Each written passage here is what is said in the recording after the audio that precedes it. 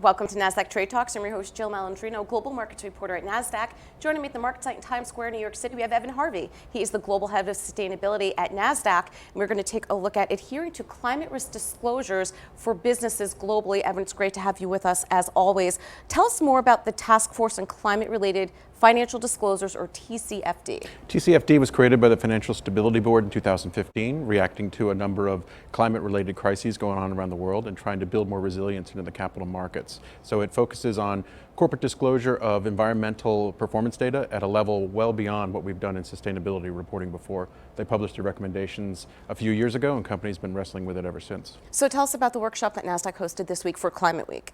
We hosted corporates and investors and standard setters and some professional services firms at our headquarters downtown, talking about the implications for TCFD and the practical requirements of reporting.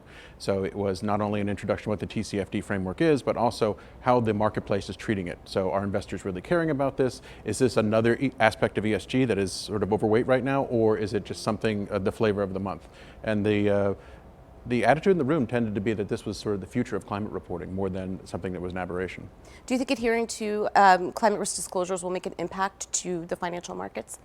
It certainly seems to. It depends on investors and their particular attitude when it comes to their emphasis on investing. There are certain investors that have a climate focus in their investing. They're trying to create climate-driven impacts in their investments rather than just a generic ESG or corporate responsibility lens.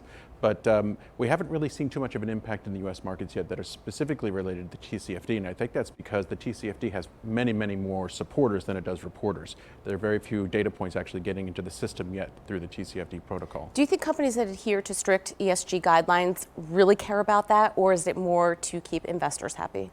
I mean, who knows why companies do what they do? The companies that I work with here at Nasdaq tend to be true believers. They tend to find all kinds of systemic reasons for doing ESG, things that are measurable and have a dollar and cents impact in terms of retention of staff, efficiency of facilities, long-term energy and cost modeling. So there are values that are above and beyond what the investor might describe or need that cause them to do more ESG work in-house. I have a question for you though. How far do we have to go with ESG? This is a big topic of conversation on FinTwit and also financial media. The obvious alcohol, tobacco companies, technology company, you might have great governance, but it requires a lot of energy to run a technology company.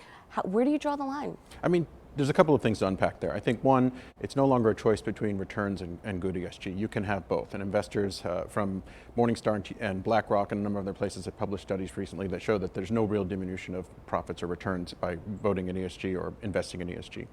Second, yes, the tech companies tend to be over-consumers of energy, but they're also over-innovators on the technology side. So then not only are they creating AI and sensors and things that help us with our efficiency in our facilities, and they're doing wonderful things with data center management. They are huge scale consumers of green electricity and renewable fuels. They're also developing things like battery storage and capacity, which are going to help all of us down the line. Yeah, I think that's good when you look at it that way in terms of balance and not just simply going all in on one concept and either has to be very black or very white. I think the balance definitely needs to be there. Absolutely. All right, Evan, thanks so much as always for joining me at Market Site. Thanks for having me. And thanks for joining us on Trade Talks. I'm Jill Malandrino, global markets reporter at Nasdaq.